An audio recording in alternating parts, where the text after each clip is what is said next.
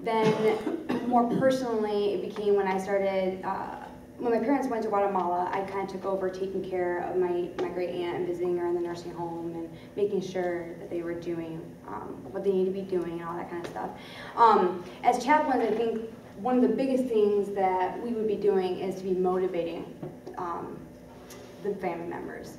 Not the ones that we're assisting, but rather the ones that we're going to visit. You know, they're looking at the same wall for 24/7. Right. You know, and yes, do they go to the cafeteria?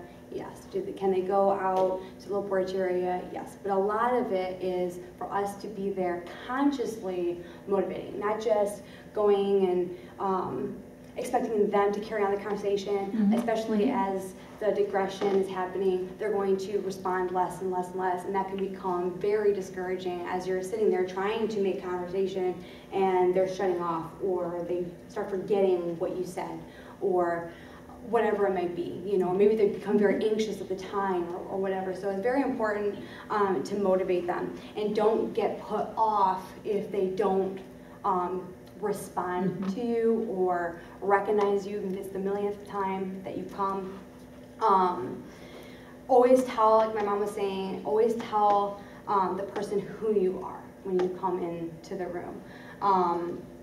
As my great aunt began to lose memory, I was one of the only people that she did remember.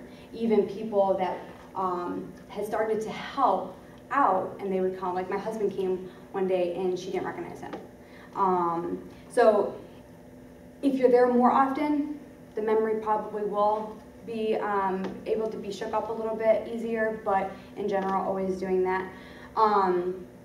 And just kind of go in with the mindset of they're probably not going to know who I am. Working with the family members, obviously, we want to be supporting them and being their eyes and ears and telling them how our visit went and what we did and how were they found and what did they do that day or whatever.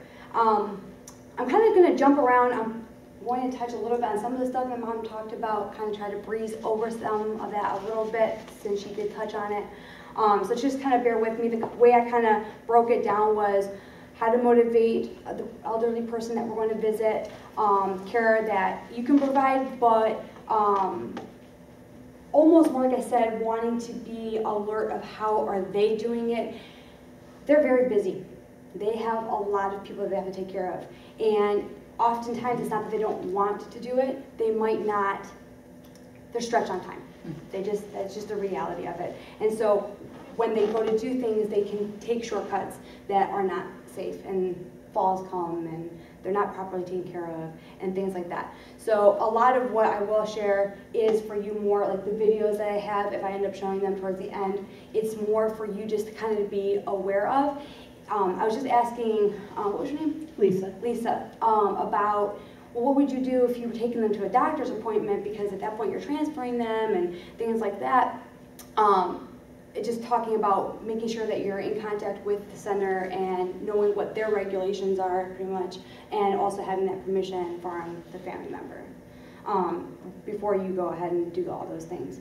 So I'm kind of going to jump around a little bit. The next thing I'm going to kind of address is things to help prepare the family member for being in a center. I'm not talking so much about people being at home. This is more going to be assisted living, nursing center setting. So I'm going to be talking about what can you be keeping your eyes out for, and to inform the family members of just things that the nursing center offers and things like that. So just wanted to give a summary before I jump back into the motivating the elderly person.